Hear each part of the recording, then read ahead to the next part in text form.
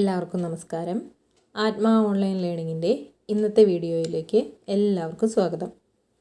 ഇന്നത്തെ വീഡിയോയിൽ നമ്മൾ പറയുന്നത് കഴിഞ്ഞുപോയ PSC പരീക്ഷകളിൽ ചോദിച്ച ഊർജ്ജതന്ത്രത്തിലെ ചില ചോദ്യോത്തരങ്ങളാണ്. അപ്പോൾ നമുക്ക് അത് ഏതൊക്കെയാണെന്ന് നോക്കാം. ആദ്യത്തെ ചോദ്യം നോക്കാം. പ്രകാശത്തെ പൂർണ്ണമായും കടത്തിവിടുന്ന വസ്തുക്കളെ പറയുന്ന പേര് എന്താണ്? സുതാര്യ വസ്തുക്കൾ. എന്താണ്? പ്രകാശത്തെ പൂർണ്ണമായും കടത്തിവിടുന്ന വസ്തുക്കളാണ് സുതാര്യ വസ്തുക്കൾ. അടുത്ത ചോദ്യം നോക്കാം.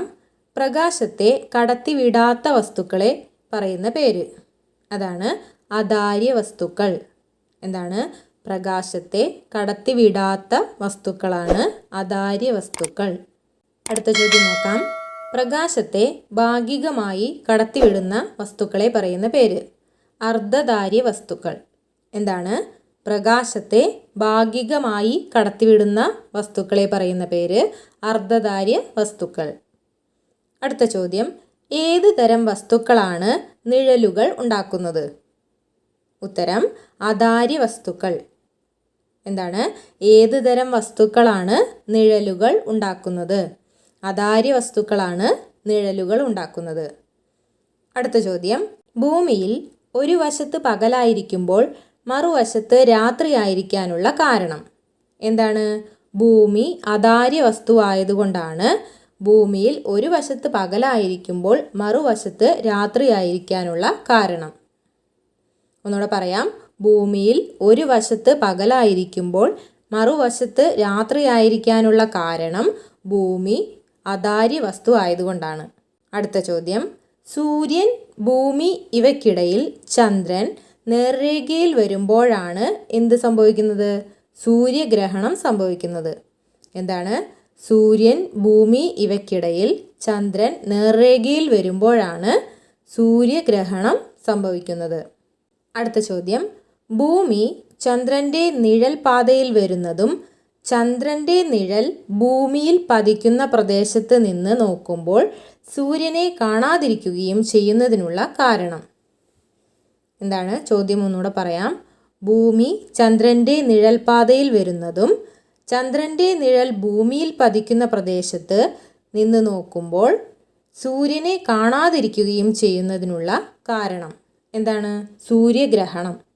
സൂര്യഗ്രഹണം മൂലമാണ് ഭൂമി ചന്ദ്രൻ്റെ നിഴൽ പാതയിൽ വരുന്നതും ചന്ദ്രൻ്റെ നിഴൽ ഭൂമിയിൽ പതിക്കുന്ന പ്രദേശത്ത് നിന്ന് നോക്കുമ്പോൾ സൂര്യനെ കാണാതിരിക്കുന്നതിനുമുള്ള കാരണം.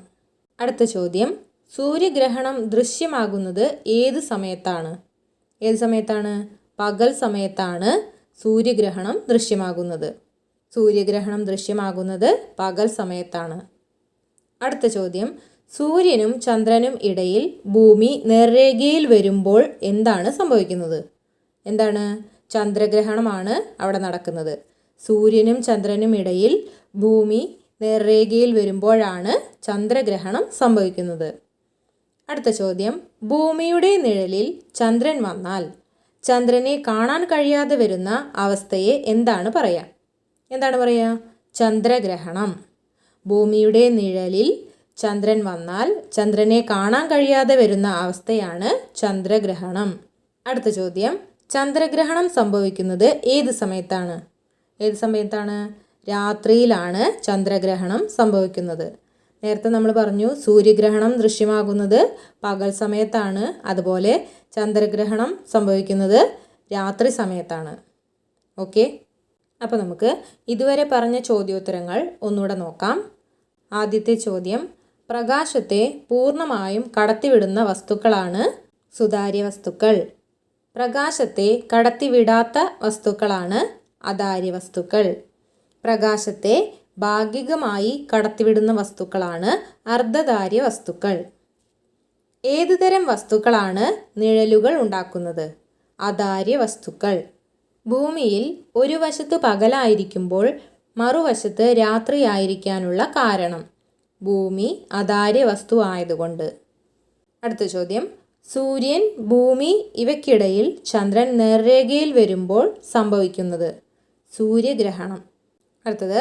ഭൂമി ചന്ദ്രൻ്റെ നിഴൽപാതയിൽ വരുന്നതും ചന്ദ്രൻ്റെ നിഴൽ ഭൂമിയിൽ പതിക്കുന്ന പ്രദേശത്ത് നിന്ന് നോക്കുമ്പോൾ സൂര്യനെ കാണാതിരിക്കുകയും ചെയ്യുന്നതിനുള്ള കാരണം.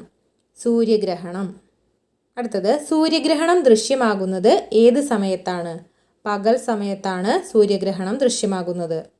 സൂര്യനും ചന്ദ്രനും ഇടയിൽ ഭൂമി നേർരേഖയിൽ വരുമ്പോൾ സംഭവിക്കുന്നത് എന്താണ്? ചന്ദ്രഗ്രഹണം. ഭൂമിയുടെ നിഴലിൽ ചന്ദ്രൻ വന്നാൽ ചന്ദ്രനെ കാണാൻ കഴിയാതെ വരുന്ന അവസ്ഥയാണ് ചന്ദ്രഗ്രഹണം. ചന്ദ്രഗ്രഹണം സംഭവിക്കുന്നത് ഏത് സമയത്താണ്? രാത്രി സമയത്താണ് ചന്ദ്രഗ്രഹണം സംഭവിക്കുന്നത്. അപ്പോൾ ഇത്രയുമാണ് ഇന്നത്തെ ക്ലാസ്സിൽ നമ്മൾ പഠിക്കുന്നത്.